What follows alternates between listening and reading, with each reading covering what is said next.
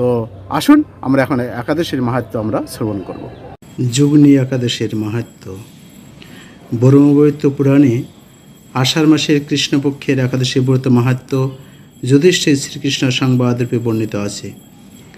যুধিষ্ঠির বললেন, হে বাসুদেব, আষাঢ় মাসের কৃষ্ণপক্ষে একাদশীর মাহাত্ম্য কৃপাপূর্বক আমাকে বলুন।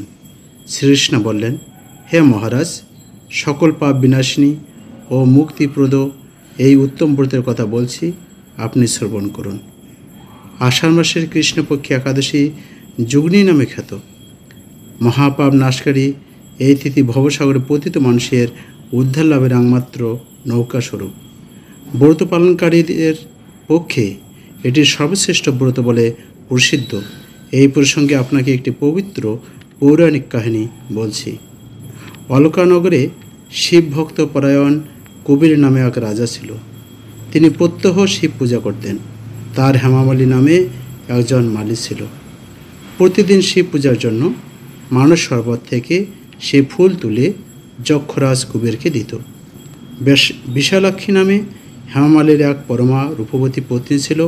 সে তার সুন্দরী পত্নীর প্রতি অত্যন্ত আসক্ত ছিল। একদিন সে তার স্ত্রীর প্রতি কামাসক্ত হয়ে পড়ল। রাজভবনে যাওয়ার কথা ভুলে গেল। বেলা 2 প্রহর অতীত হলো। অর্চনের সময় চলে যাচ্ছে দেখে রাজা ক্রুদ্ধ হলেন। মালের বিলম্বের কারণ অনুসন্ধানে এক দূত প্রেরণ করলেন। দূত এসে রাজাকে বলল, সে গৃহে স্ত্রীর সাথে আনন্দে মত্ত। দূতের কথা শুনে কুবের অত্যন্ত রেগে তখনই মালিকে তার সামনে হাজির করতে আদেশ দিল। এদিকে মালির কুবেরের পূজার সময় অতিবাহিত হয়েছে বুঝতে পেরে অত্যন্ত ভয় পেল। তাই স্নান না করেই সে রাজার কাছে উপস্থিত হলো। তাকে দেখা মাত্র রাজা ক্রোধ বসে চোখ রাঙিয়ে বললেন, রে পাপিষ্ঠ দুরাচার, তুই দেব পূজার পুষ্প আনতে অবজ্ঞা করছিস, তাই আমি তোমাকে অভিশাপ দিচ্ছি। তুই শ্বেত কুষ্ঠগ্রস্ত হয়ে যা এবং তোর প্রিয়তমা ভার্যার সাথে তোর চিরবিয়োগ সংগঠিত হোক। রে নিস, তুই এখনই এই স্থান থেকে ভ্রষ্ট হয়ে অধোগতি লাভ করো। কুবেরের এই অভিশাপে হেমামালী পত্নীর সাথে স্বর্গভ্রষ্ট হয়ে দীর্ঘকাল যাবৎ কুষ্ঠরোগ ভোগ করতে লাগলেন। রোগের যন্ত্রণায় দিন অথবা রাত্রে কখনোই সে সুখ পেত না। এবার শীত গ্রীষ্ম প্রচণ্ড বেদনায় বহু কষ্টে সে জীবনযাপন করতে লাগলো। কিন্তু দীর্ঘদিন মহাদেবের অর্চনের ফুল সংগ্রহের স্বীকৃতির ফলে সে শাপগ্রস্ত হয়ে বৈষ্ণব শ্রেষ্ঠ শিবের বিস্মরণ কখনো হয়নি।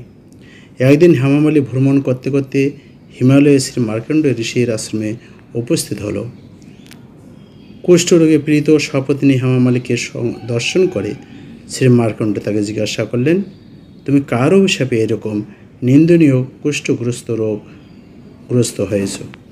সে উত্তর দিল, হে মুনিবর, রাজা ধনকুবেরের আমি ভৃত্য ছিলাম। আমার নাম হেমামালী। আমি প্রত্যহ মানস সরোবর থেকে ফুল তুলে শিব পূজার জন্য রাজাকে দিতাম।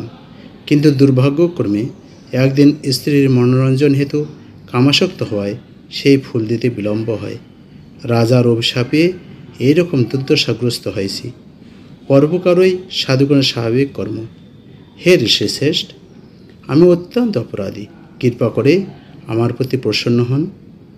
তখন দয়াদ্র চিত্তে মার্কণ্ড মুনি বললেন, হে মালি, তোমার মঙ্গলের জন্য শুভ ফল প্রদানকারী এক ব্রতের উপদেশ করছি। তুমি আষাঢ় মাসের কৃষ্ণপক্ষে যুগ্নি নামক একাদশী ব্রত পালন করো। এই ব্রতের পূর্ণ প্রভাবে তুমি অবশ্যই কুষ্ঠব্যাধি থেকে মুক্ত হবে।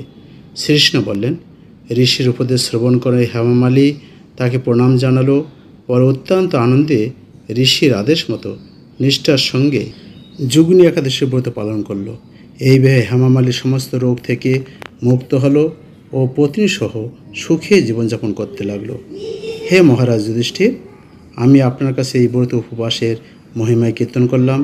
এই ব্রত পালনে 88,000 ব্রাহ্মণকে ভোজন করানোর ফল লাভ হয়। যে ব্যক্তি এই মহাপাপ বিনাশকারী ও পূর্ণ ফল প্রদায়িনী যুগ্নি একাদশীর কথা মাহাত্ম্য পাঠ এবং শ্রবণ করে সে অচিরেই সর্বপাপ থেকে মুক্ত হবে। হরে কৃষ্ণ। তো আমরা এখন একাদশী